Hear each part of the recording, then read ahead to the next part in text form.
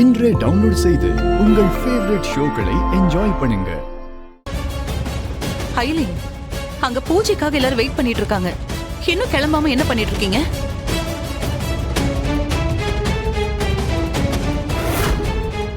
ஐயோ, ஏ ஐலி, இன்னும் நீ புடவையே மாத்தாம இருக்க?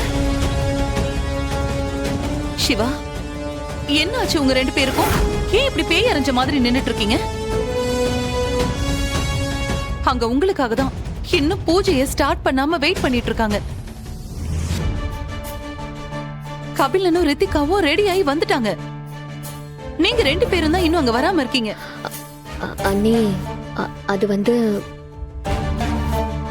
ஹைலி, இத பாரு, நீ எதுவும் சொல்ல வேண்டாம். ஓகே, டைம் ஆயிடுச்சு. சீக்கிரமா இதை கட்டிட்டு வா. புடி. ஐயோ,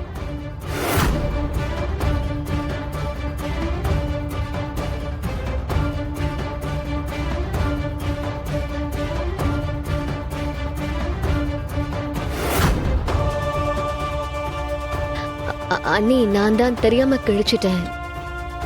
புடவைய மாத்தலான்னு பிரிக்கும் போது ஏதோ ஆணிப்பட்டு கிழிஞ்சிருச்சு.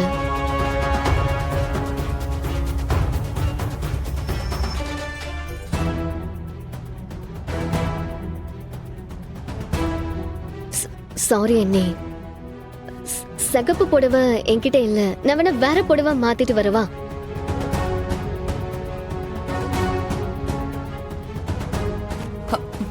கொஞ்சம் இரு.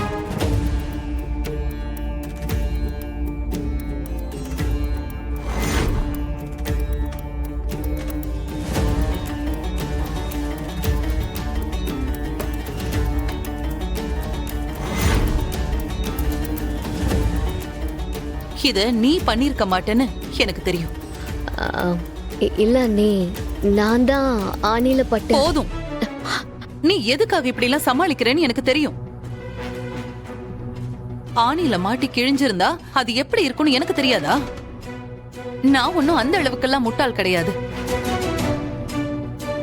இந்த வேலைய யாரு பாத்திருப்பாங்கன்னு எனக்கு தெரியும். ஆனா இப்போதைக்கு பூஜை நல்லபடியா நடக்கணும்.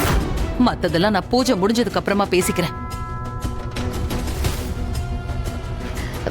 வேண்டாம் அண்ணி, இத பத்தி எதுவும் பேசிக்க வேண்டாம், விட்டுருங்கல. நான் தான் பூஜை முடிஞ்சதுக்கு அப்புறம் பாத்துக்கலாம்னு சொல்றேன்ல. என்ன பண்ணணும்னு எனக்கு தெரியும். கொஞ்சம் நீங்க சீக்கிரமா ரெடி ஆயிட்டு வாங்க. இந்த புடவையை கட்டிட்டு வா.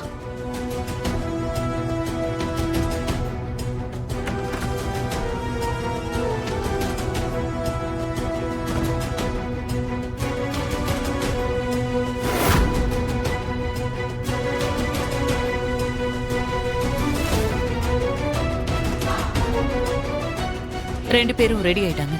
அவங்க இப்ப வந்துருவாங்க. நல்ல நேரம் முடியற மாதிரி இருந்துச்சு. அதான் பூஜைய ஆரம்பிக்க சொல்லிட்டேன். அதுக்கு என்ன சித்தி, நீங்க பண்ணா அது சரியாதான் இருக்கும். ஓம் ஏகதந்தாய்